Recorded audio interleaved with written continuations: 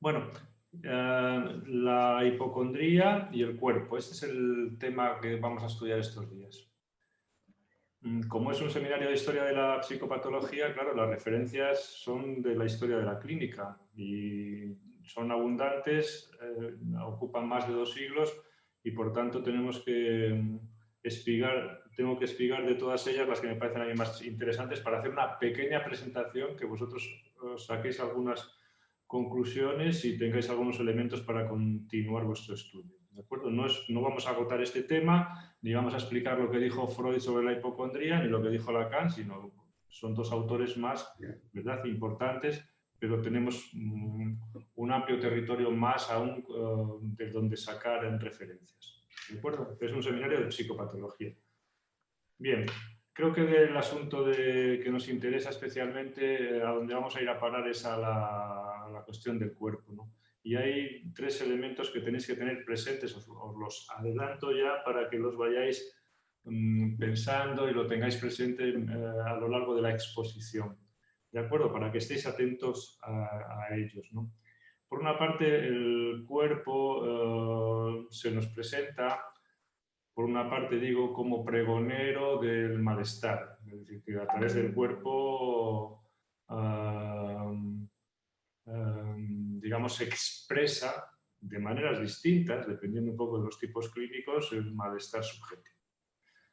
Eso por una parte, pero por otra parte el cuerpo es la sede, el asiento o el lugar del goce y del sufrimiento. Digo goce y sufrimiento por lo que acabamos explicando la semana pasada, donde hay un territorio muy común del goce y el sufrimiento y un territorio también donde se separan.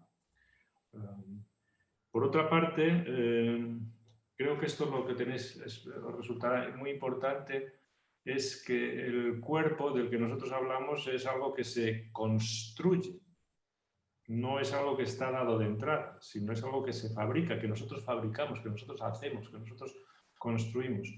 Y en ese sentido tenemos que prestar una especial atención en esa construcción, porque cada autor la explica de una manera. Hay una concordancia, en general un acuerdo en este hecho de que el cuerpo es algo que se construye, es decir, que no viene dado de entrada. Y en este sentido yo os pediría que estuvierais atentos a 2 aspectos. Por una parte, a la relación del lenguaje y el cuerpo. Prestad mucha atención a esto. Y después a la diferencia entre lo que podemos llamar el cuerpo y el organismo. El organismo no se construye, el organismo viene dado de entrada. Ya tenemos ahí una diferencia fundamental. Mientras que el cuerpo tenemos que hacernos con él y algunas personas muestran una especial dificultad enorme, en la esquizofrenia, por ejemplo, se ve con mucha claridad, para hacerse con un cuerpo, incluso para echar mano, alienarse o apegarse, o usar bridas o algún tipo de contenciones para sujetarse a un cuerpo. ¿De acuerdo? Pero el organismo es otra cosa. El organismo es lo que, si habéis estudiado medicina, lo que se encuentra en los atlas de anatomía, en el Sogota, en estos libros, ¿no? Tenemos un cuerpo que eso funciona como funciona y tiene unos órganos y están este tipo de cosas. ¿De acuerdo? Bueno, prestadle atención a esto. Vamos entonces al tema con esta pequeña introducción. En la historia de la clínica, el problema del cuerpo, no del organismo, sino del cuerpo, ya podéis empezar a distinguirlo. En general, en la historia de la clínica, de la psicopatología, no ha sido precisamente el tema que mejor se ha estudiado. Gracias al psicoanálisis, ¿verdad?, sabemos un poquito más de todo esto, porque en el mundo de la psicopatología clínica, de la psicopatología clásica y de la psicopatología más reciente, hay bastante confusión e incluso se le ha dejado muy de lado.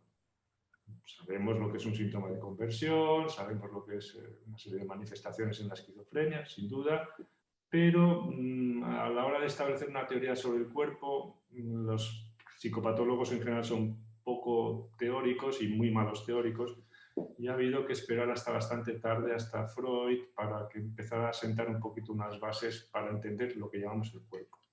¿De acuerdo?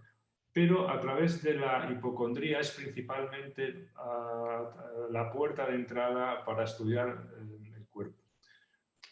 A través por eso he unido estos dos temas. No es a través de otro tipo de manifestaciones, sino principalmente a través de la hipocondría, porque en la hipocondría está en primer plano la cuestión del cuerpo, pero además es un cuerpo un poco especial, porque es un cuerpo molesto, que duele y tal, pero la hipocondría como tal, como se decía en el siglo XVIII, es una enfermedad imaginaria, es decir, que no tiene un soporte real. Entonces ahí ya tenemos la primera problemática del cuerpo, que luego veremos. 3 o 4 menciones al mundo de los pensadores para que os situéis con respecto a las problemáticas que ya se van a ir abriendo tocantes al cuerpo. Decía Epicteto, y recogía su mejor alumno, el emperador Marco Aurelio, decía a la pregunta de ¿qué somos?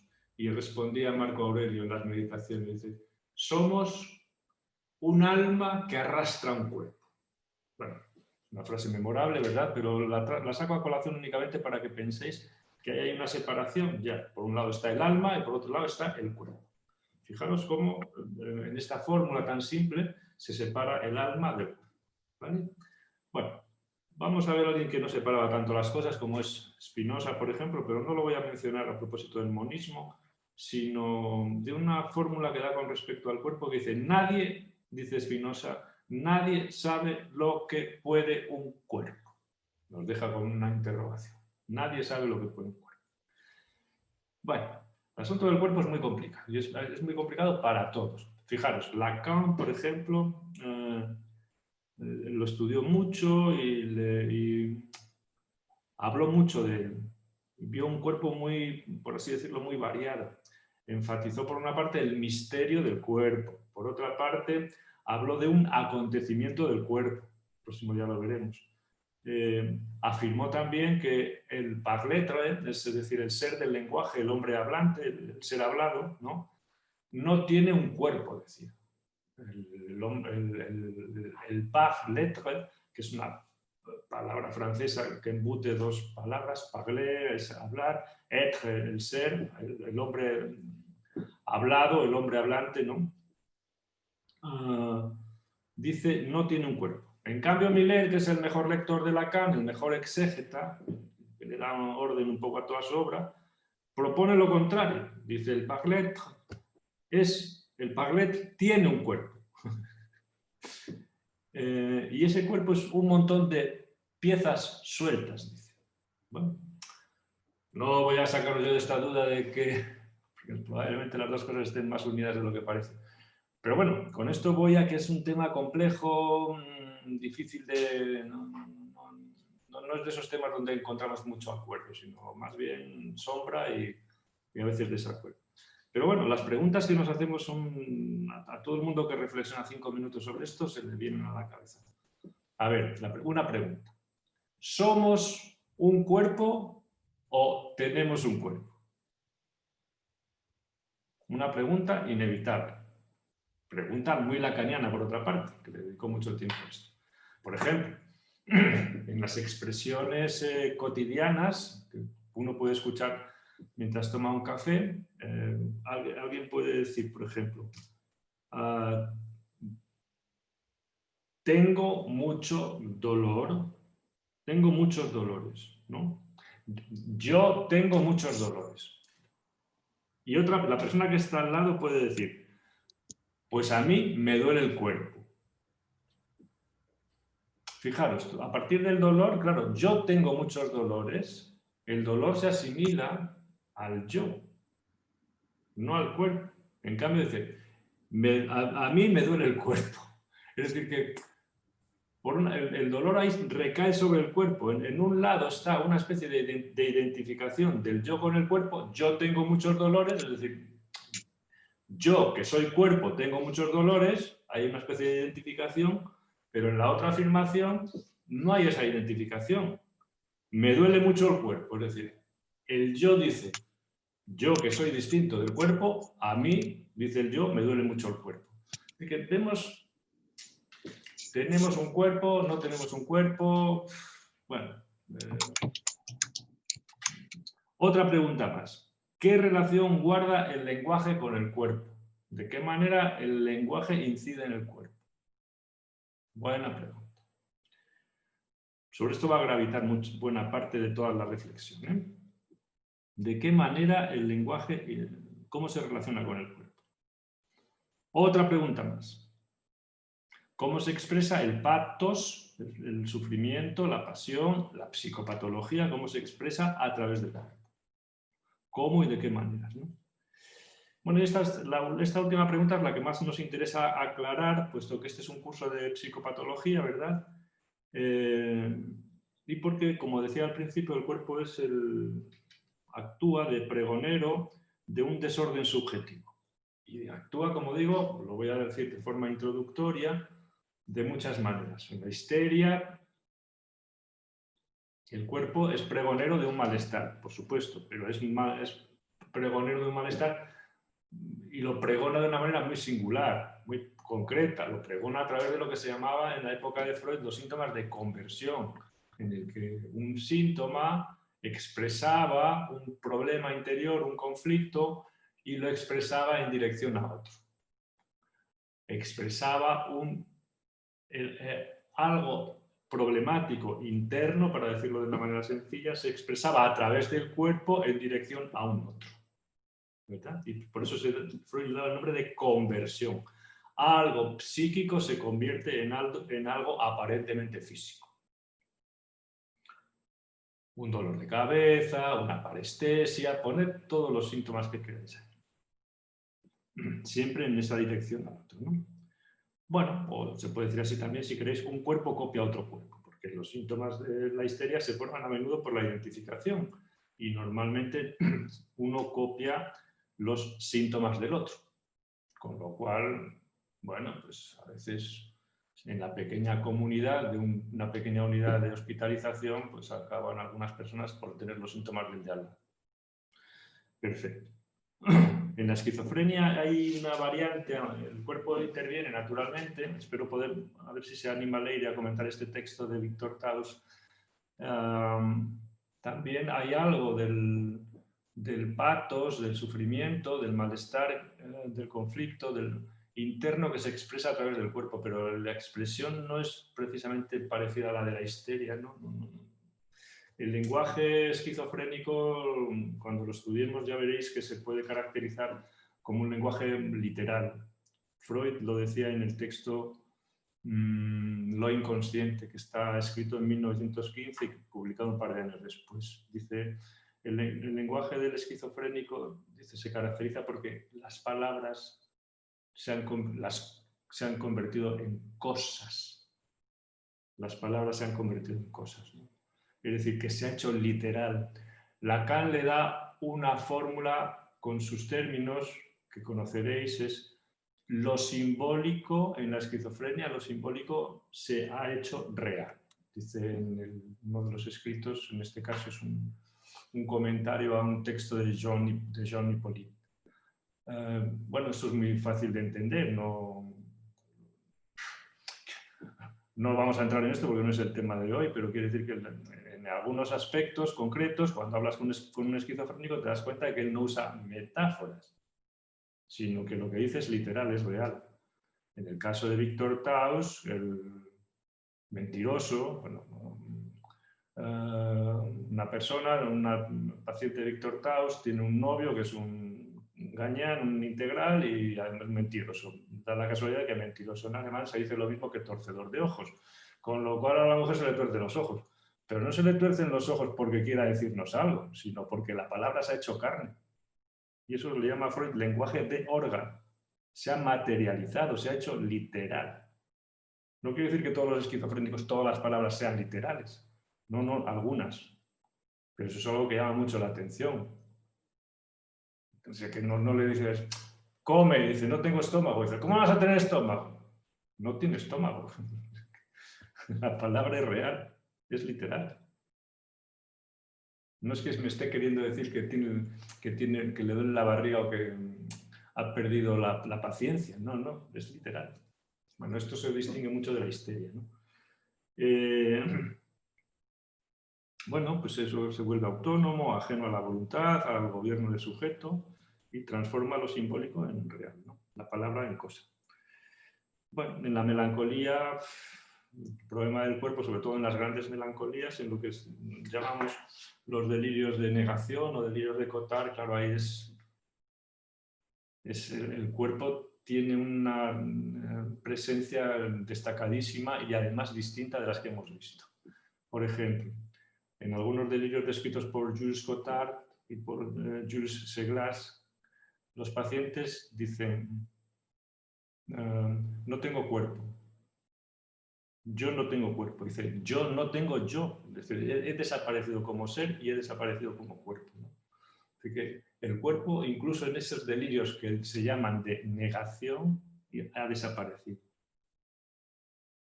Bueno, si queréis el próximo día os traigo algunos ejemplos. Pero fijaros hasta qué extremo, ¿no? Cómo alguien puede desvanecerse como ser, desaparecer como ser y como cuerpo. Eso es en la melancolía más delirante, que se llama melancolía de Cotard o delirio de negación, ¿no? En la anorexia, por ejemplo, también llama mucho la atención el cuerpo. Un cuerpo convertido en pellejo, porque no hay otra manera de definirlo, que se ve además gordo y deformado, con ese hirsutismo característico, esa faz cerúlea de color de cera. En fin, 4 huesos y un pellejo. Es una relación también, en este caso, con la imagen del cuerpo muy especial y con el cuerpo, con toda la cuestión de la nada y de la restricción, ¿no?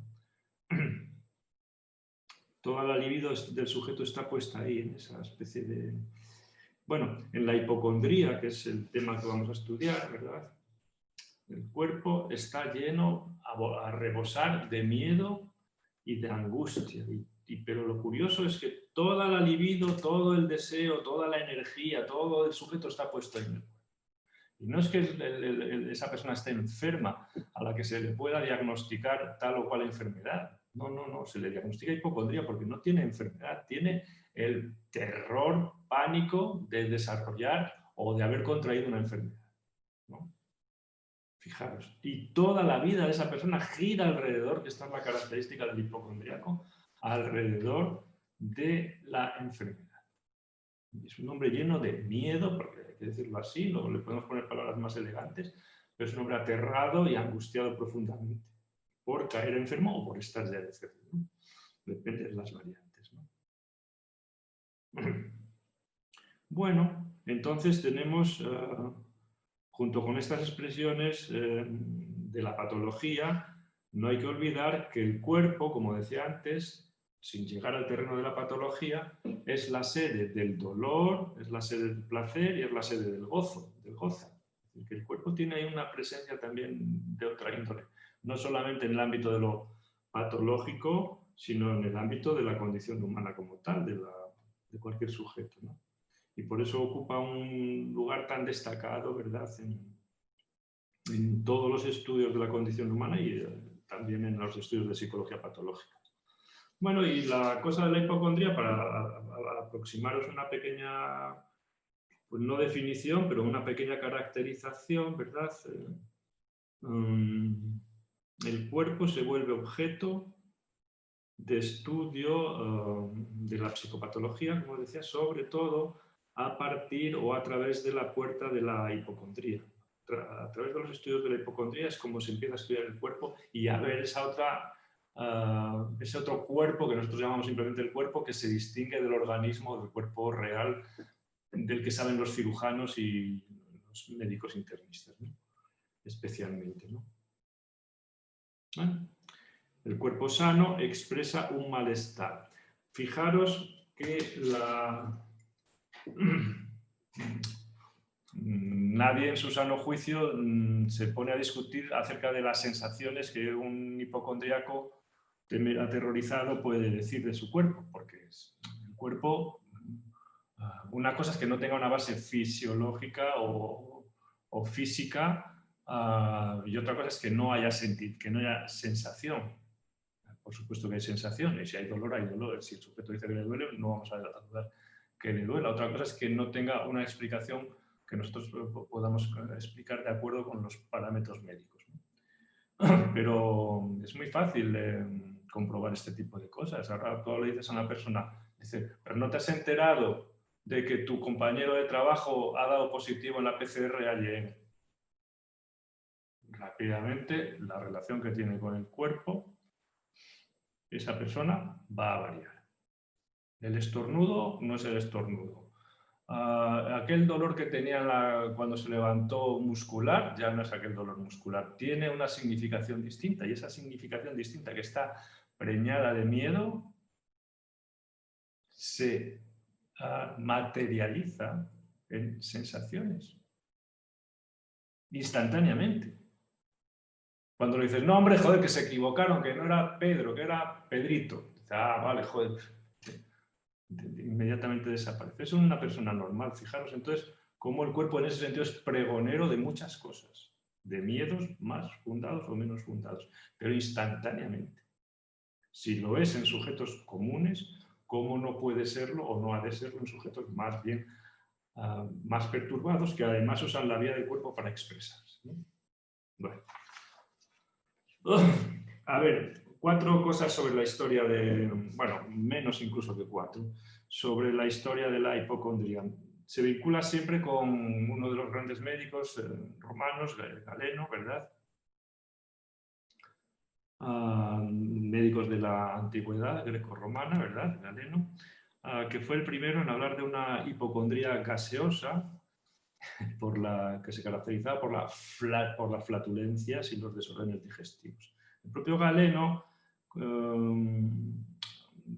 definió no os entretengo mucho con esto, la afección hipocondríaca como un tipo de melancolía. Como os he dicho 40 veces, antes en la melancolía que había todo y por supuesto que había la afección hipocondríaca.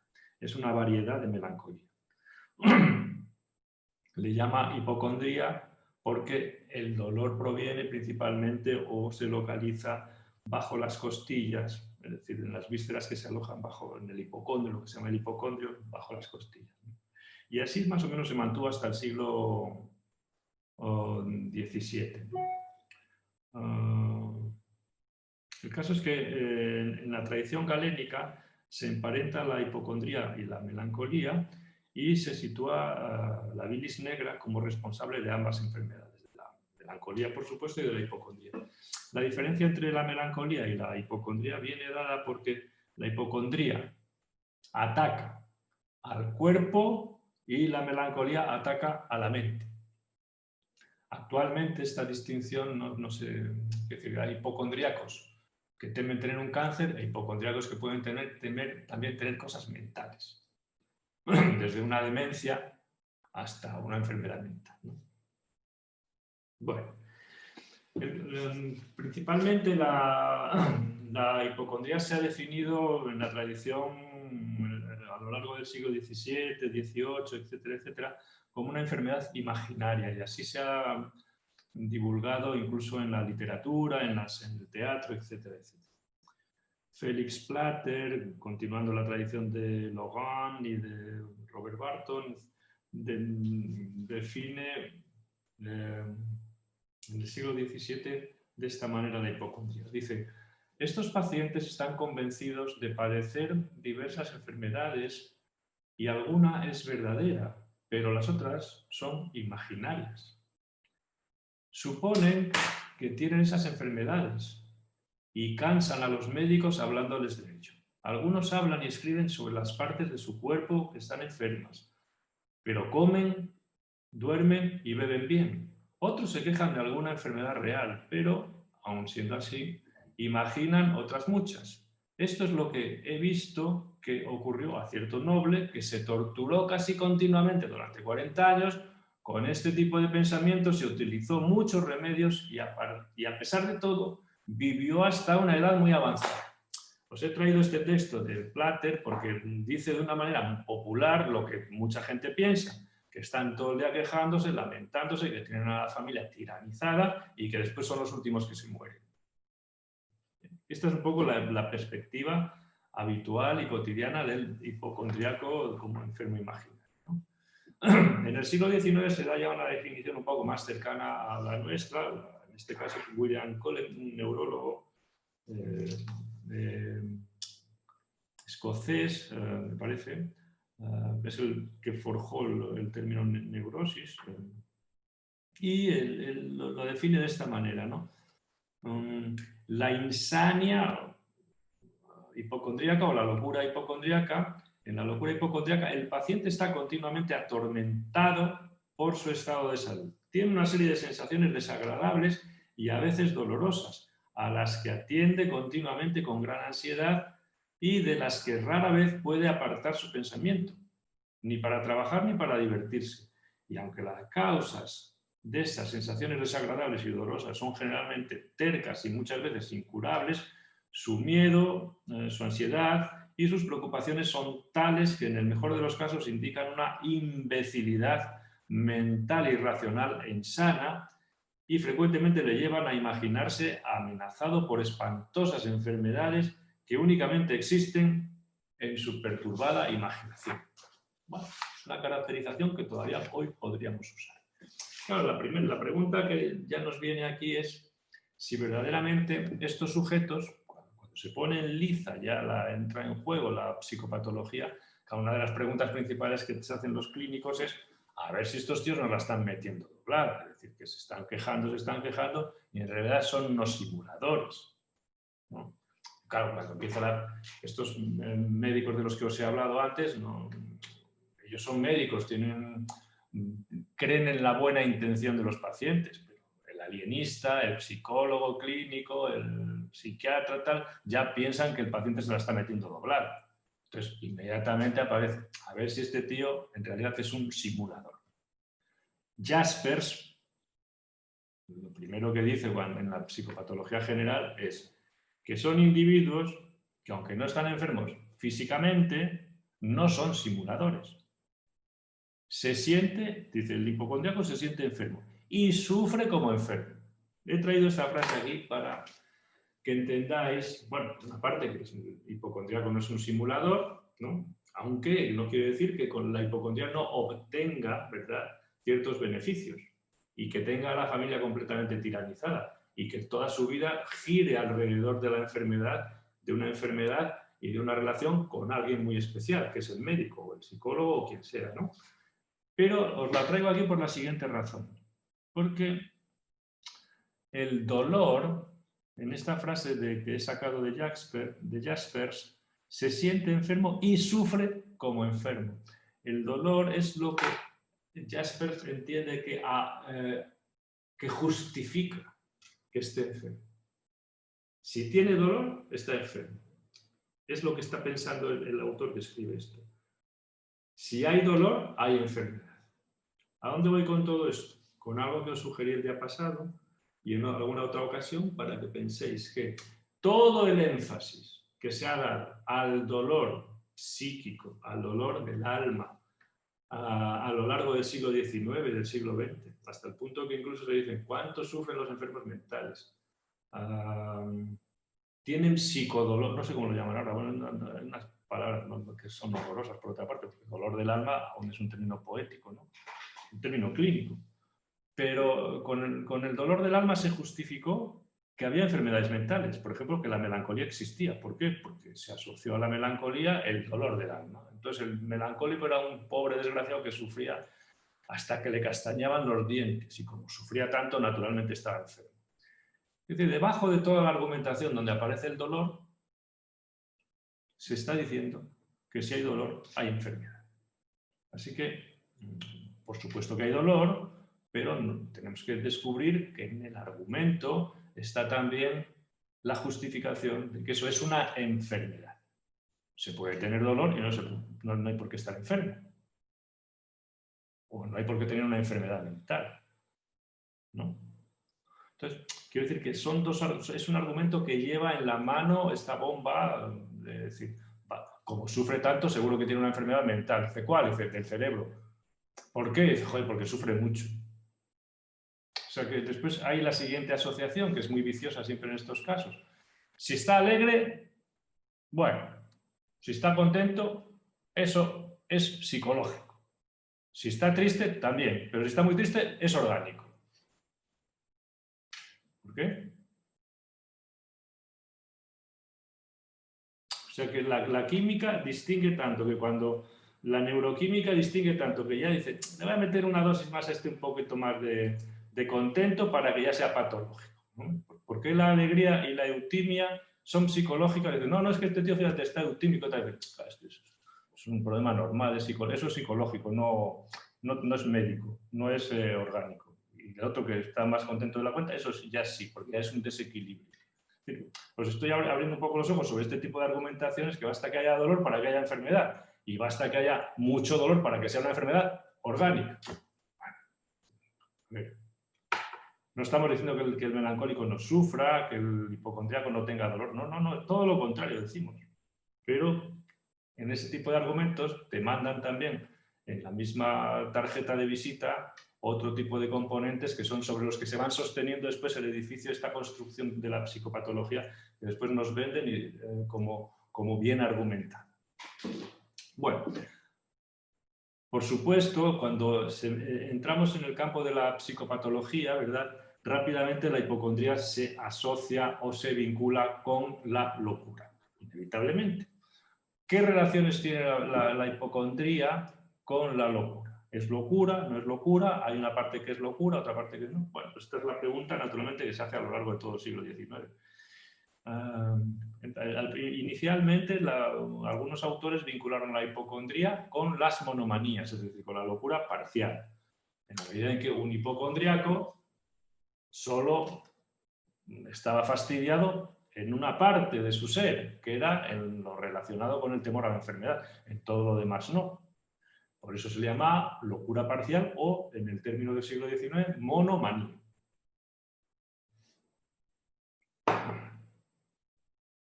Y así ha perdurado. No con el término monomanía, pero sí que cuando se habla de la locura hipocondríaca, del delirio hipocondríaco, se dibuja una forma de paranoia, que es un poco el resto que queda de aquellas monomanías. Dice un autor en 1833, Dubois, Damiens, y escribe así, dice, monomanía muy clara, que se distingue por una preocupación dominante, especial y exclusiva, por eso digo que es parcial, o por un temor excesivo y continuo a enfermedades extravagantes e imaginarias, o por una íntima convicción de que las enfermedades reales en verdad, pero siempre imprecisas, solo pueden terminar de una manera funesta. Bueno, Dubois de Amiens, que era medio bobo el hombre, escribió un texto sobre la histeria que no vale ni para calzar una mesa que está desajustada. Pero esta definición la aborda, la verdad. O sea, es que no tiene todos los detalles, verdaderamente vale la pena. O sea, o echa mano de la certeza, pero siempre echa mano de algo verdaderamente psicótico, ¿no? De algo verdaderamente loco. Monomanía muy clara que se distingue por una preocupación dominante, especial y exclusiva, o por el temor excesivo y continuo a enfermedades extravagantes e imaginarias. Es decir, un temor continuo, es decir, un goce invasivo tremendo a algo imaginario, o por la íntima convicción, es decir, por la certeza de que las enfermedades reales en verdad, pero siempre imprecisas, solo pueden terminar de manera funesta, es decir, que bien sea porque son reales y imprecisas, pero que terminan de manera funesta, es decir, por cualquier lado encuentra la certeza, ¿no? Entonces, me parece una buena definición de este hombre, sí. Por una parte, ¿qué tipo de temores se dan en la experiencia hipocondríaca? Si son temores o preocupaciones propios de la gente corriente o son temores propios de los locos. En ese caso, ¿cómo distinguirlos? Estas son las preguntas que se van haciendo. Por otra parte, si la hipocondría es una enfermedad, un síntoma, un síndrome, ¿cómo distinguirlos? Bueno, incluso otra vertiente que también se interesaba en aquel tiempo. Pero si parece que la hipocondría precede el inicio de las locuras, ¿no? Bueno, vamos a discutir estos asuntos. Es decir, que la hipocondría, por una parte, aporta al mundo de la psicopatología algunos elementos de reflexión importantes. ¿Qué narices es eso del cuerpo? ¿No? ¿Por qué el cuerpo puede sufrir si realmente no está enfermo? ¿Por qué incluso alguien puede dar vueltas y vueltas y vueltas a atormentarse con un miedo tremendo de tener una enfermedad que no tiene y sufrir como si la tuviera? O de otra manera, pero sufrir intensamente. Eso por una parte. Por otra parte, la hipocondría se lleva mal con los cortes categoriales, es más bien transversal. De manera que todos tenemos un poco de hipocondríacos y los que están locos de remate, los melancólicos y los esquizofrénicos, tienen muchísimo más de hipocondríacos. Es decir, que no se puede decir que la hipocondría llega hasta aquí o llega hasta aquí, sino que es, en ese sentido, es una especie de síndrome transclínico. Podemos encontrar melancolía en muchos sitios. Distintas experiencias de melancolía, pero la melancolía la podemos encontrar en la histeria o en la hipocondría en la histeria o en la melancolía o en la neurosis obsesiva. Es decir, que es algo transestructural. E incluso cuando se dice, Grisinger es el autor que más enfatiza esto, que en el inicio de la locura suelen verse en algunos casos, en unos cuantos casos, manifestaciones hipocondríacas, dice. Pues es la manera de decir que tiene Grisinger, de decir que el cuerpo empieza a dar guerra de una manera rara, las preocupaciones sobre el cuerpo empiezan a ser dominantes o la angustia se asocia a esas preocupaciones sobre la salud y sobre el malestar del cuerpo, y que eso es uno de los elementos que está en el Big Bang del nacimiento a la locura. Que en el caso de Grisinger, el momento de la locura es la melancolía. Es decir, que esto es una sugerencia interesante. No digo que todos los locos tengan, pero sí que es interesante el hecho de que ya por fin aparezca el cuerpo en algún sitio relacionado no como organismo, sino como experiencia del cuerpo, incluso como imagen, que aparezca ya vinculado a las alteraciones mentales. Grisinger da ahí una pequeña... ilumina un territorio que después, bueno, desaparece, vuelve a reaparecer, etcétera, etcétera. Pero señala esto. Sin ir más lejos, el caso que nosotros siempre estudiamos, el caso de Paul Schreber, ¿verdad? El magistrado, presidente de la sala de apelaciones. Este señor, las primeras manifestaciones que tiene de su... él estuvo enfermo 3 veces, como sabéis. Cuando pierde las elecciones al Reichstag, cuando es elegido para ser presidente de la sala de apelaciones, y otra finalmente cuando estaba ya viviendo en Dresden con su mujer, Sabine, y su hija adoptiva Fridolina, y entonces le piden que se pronuncie acerca del uso legítimo del nombre de su padre, del apellido de su padre, Schreber. ¿Quién legítimamente usa ese nombre para el nombre de las asociaciones? Entonces, me fueron a preguntar justamente lo que no me tenían que preguntar. Vale. Entonces ahí ya enloquece definitivamente y muere en el manicomio. Pero antes de la primera enfermedad, de presentarse al Reichstag por el Partido Conservador, cuando nosotros leemos el historial clínico de este hombre, que ahora prácticamente tenemos muchísimos datos acerca de él, ya se recoge en el historial clínico, dice, cuando fue a contraer matrimonio, ya presentó manifestaciones corporales que no se correspondían con ninguna enfermedad. Eran como cosas hipocondríacas, dispepsias, cosas raras, de las que se recuperó. Fijaros, cuando fue a hacer algo importante en la vida, como era casarse, ya el cuerpo le empezó a hacer ruido. Esto no tendría ningún interés, salvo que después, cuando enloqueció de melancolía, de la que se recuperó poco a poco, el cuerpo le hizo muchísimo ruido. Le hizo tanto ruido pues que el hombre estaba todo el día haciéndose fotografiar porque estaba convencido de que había adelgazado no sé cuántos kilos, 12 o 15 kilos, y en realidad había engordado. ¿Qué narices le estaba pasando en el cuerpo a este? No te digo nada después cuando le pega el petardazo esquizofrénico y a partir de ahí se empieza a transformar su cuerpo en un cuerpo de mujer para engendrar una nueva raza. Fijaros en ese sentido lo interesante que es, y por eso os saco a colación el señalamiento de Grisinger, que era muy organicista, pero era un tío muy brillante, joder, como clínico. donde ya él ve en el inicio de la locura, de la melancolía, en esos estados de angustia, de temor, etcétera, que el cuerpo aparece ahí dando guerra, con temores con relación a la salud, etcétera, etcétera. Es decir, que esto no lo vamos a encontrar siempre, pero se encuentra con frecuencia. Porque algo del cuerpo, de la relación que tenemos con el cuerpo, se desorganiza. Si se desorganiza el lenguaje, algo del cuerpo se desorganiza, porque en cierta medida el cuerpo está sostenido por los parámetros o por los hierros de la construcción del lenguaje. Entonces es normal que algo se mueva, ¿no? Entonces, pues esta observación de Glessinger a mí me parece muy interesante porque es de las primeras que aparecen como que el cuerpo pregona que hay algo que no funciona, ¿no? Bueno, vamos un poquito más adelante.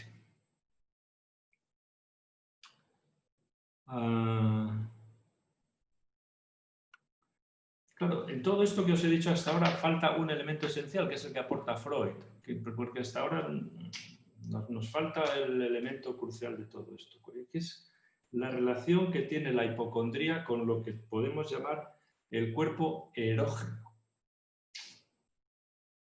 Sin entender esto, todo lo que hemos visto hasta ahora está bien, es muy descriptivo, nos advierte, ¿verdad? Pero se nos pasa algo, ¿no? Bueno, posiblemente la mayoría de los autores estarían de acuerdo en definir la hipocondría como una enfermedad psíquica que se caracteriza porque estos enfermos se creen atacados de las enfermedades más diversas y sufren mucho por ello y están tristes, por lo general, angustiados, pero son enfermos imaginarios puesto que no están enfermos de verdad. Más o menos todo el mundo estaría de acuerdo con esto. ¿Qué aporta Freud a todo este asunto? Claro. O sea, y a esto que acabo de decir, dependiendo, fijaros, ya podemos establecer incluso un diagnóstico diferencial. En esta definición tan abarcativa de la gente que sufre porque está angustiada por lo que le está pasando en el cuerpo, se imagina que tiene una enfermedad, etcétera, etcétera. Ahí ya podemos establecer, introduciendo un criterio muy simple, dividir prácticamente en dos campos esa experiencia de la hipocondría. Si introduzco el factor certeza versus imaginación, prácticamente corto con una tijera y separo dos tipos de experiencias y dos tipos de sujetos. Si digo, no es que este lo imagine, es que este está seguro. Cuando dice que tiene cáncer, no es que no hace falta que lo lleves al médico a que le hagan nada. Él está rotundamente convencido. Dices, ese hombre está loco. ¿Por qué? Porque está seguro. Porque la relación que tiene con el saber es absoluta. Entonces no... Dice, este lo teme. Dice, es un cobardón, un neura. Lo ponemos en el cajón de los neuras. Tiene miedo. Bueno, es un hombre que tiene miedo a...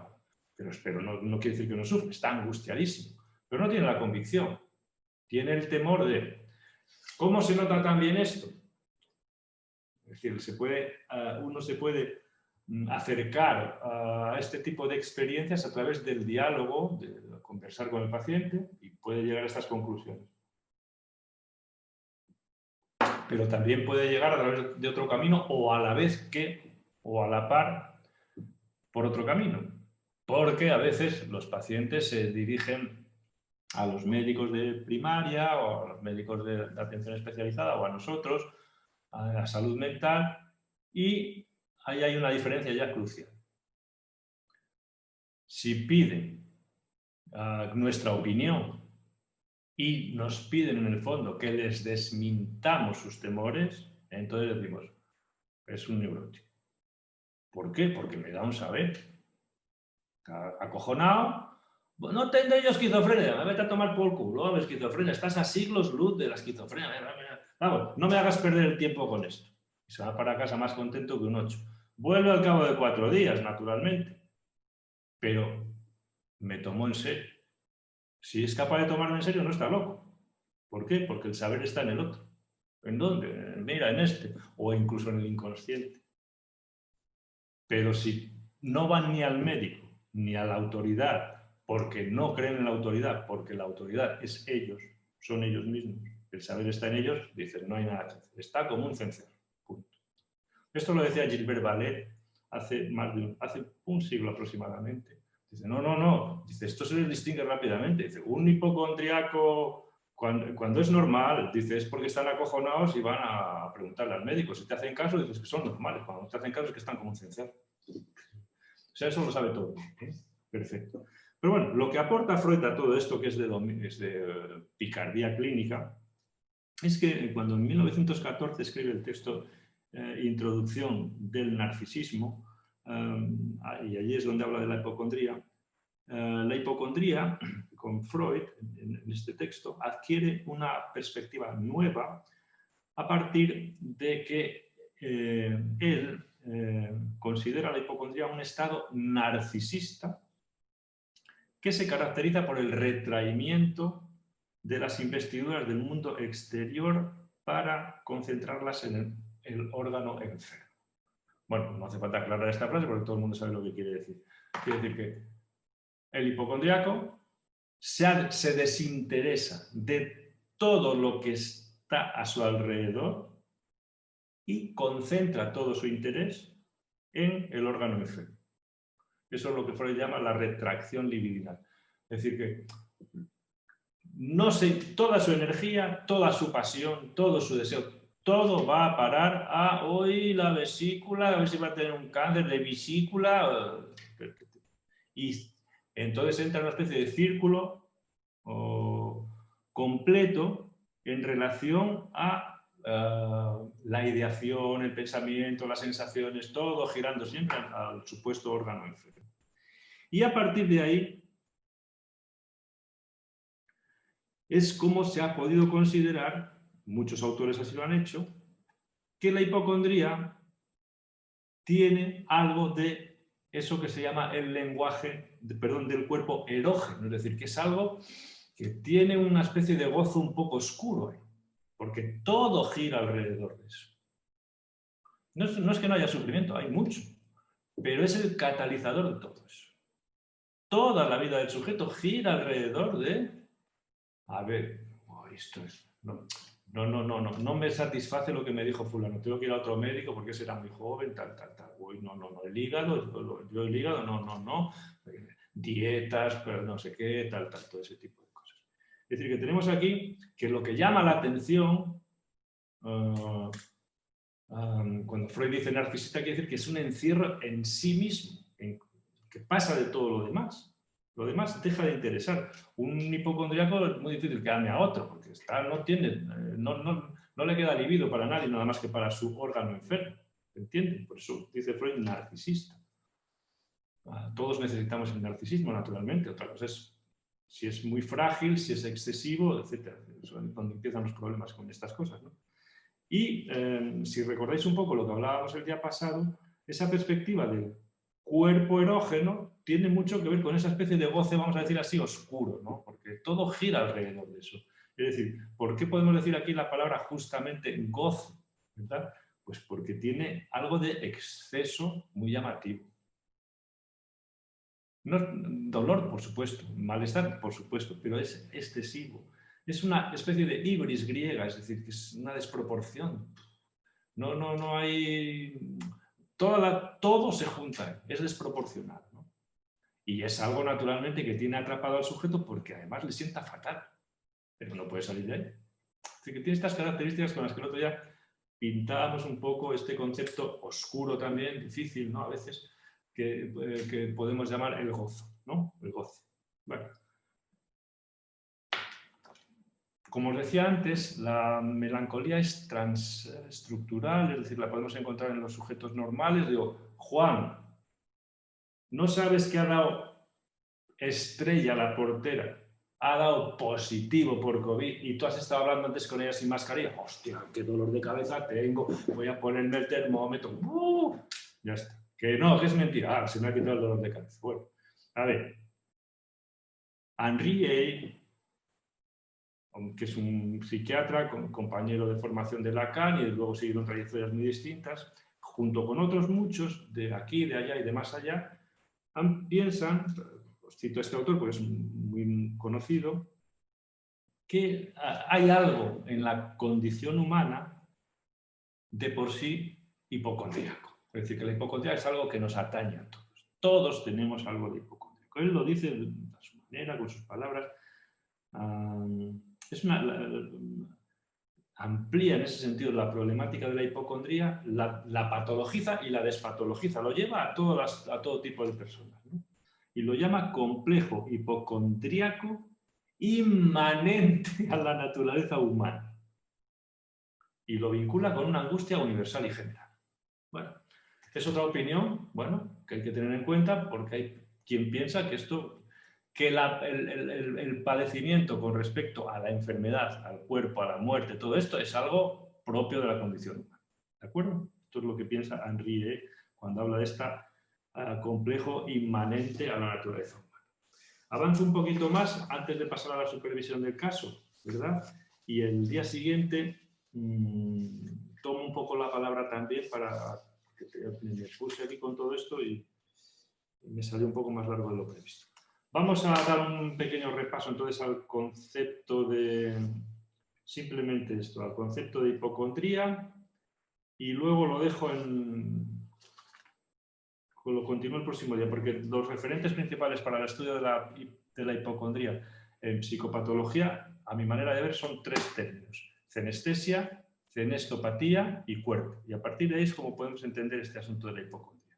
Pero esto lo desarrollaré el próximo día. Simplemente leeros, por decir así un poco, para que os quedéis con algo sintético relacionado con el tema que estamos estudiando, la hipocondría. Voy a daros una definición, si os parece. La hipocondría define, en términos generales,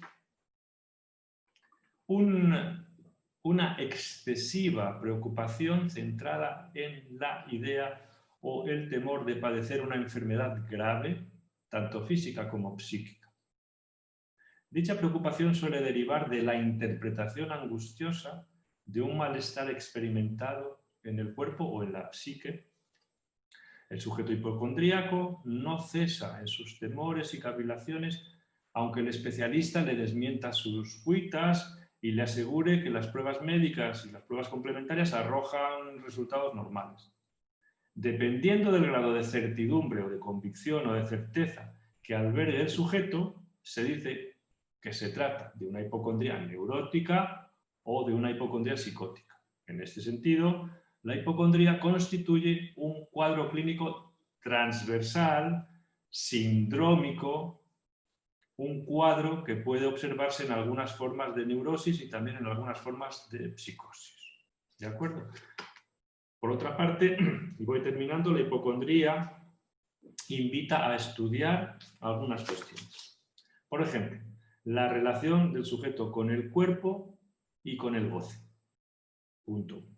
Además, nos interesa estudiar la curiosa relación que establece el hipocondríaco con el clínico, con el sanitario, y la curiosa relación que establece con la medicina. Porque esto es distinto de la histeria. Si tenemos tiempo lo discutiremos un poco el próximo día.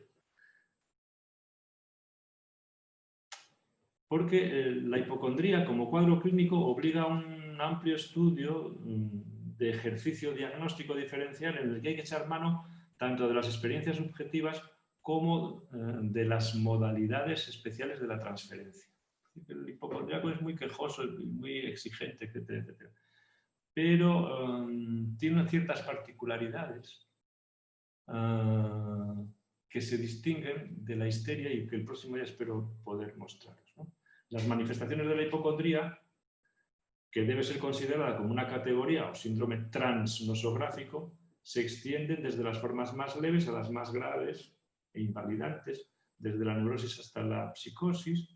A veces también las manifestaciones hipocondríacas parecen anunciar, como decía antes, la aparición de la locura. Por último, y ya lo dejo, la hipocondría es por lo general sine materia, es decir, que no tiene lesión, no tiene afectación orgánica. Y este sine materia de una enfermedad sobre el cuerpo, pero de una enfermedad sine materia, acentúa la interrogación acerca de la mente y el cuerpo. Un problema difícil, desde luego.